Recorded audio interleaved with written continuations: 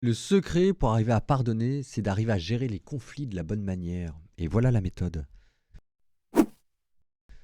En ce temps-là, Jésus disait à ses disciples, si ton frère a commis un péché contre toi, va lui faire des reproches seul à seul.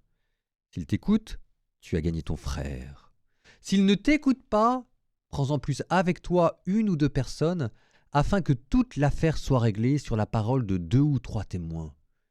S'il refuse de les écouter, dis-le à l'assemblée de l'Église. S'il refuse encore d'écouter l'Église, considère-le comme un païen et un publicain. Amen, je vous le dis.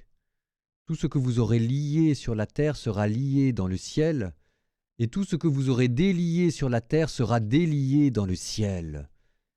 Et pareillement, Amen, je vous le dis, si 2 d'entre vous sur la terre se mettent d'accord pour demander quoi que ce soit, ils l'obtiendront de mon Père qui est aux cieux. En effet, quand 2 ou 3 sont réunis en mon nom, je suis là, au milieu d'eux.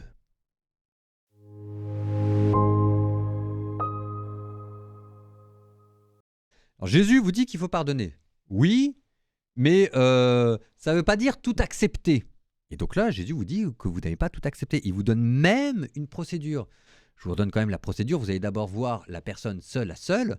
Ça se trouve, vous pourrez le convaincre. Et puis là, vous allez vous faire d'un frère un ami.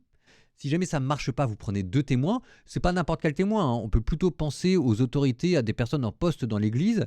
Et si jamais ça ne marche pas, on prévient la communauté tout entière. On dit que ce n'est pas possible.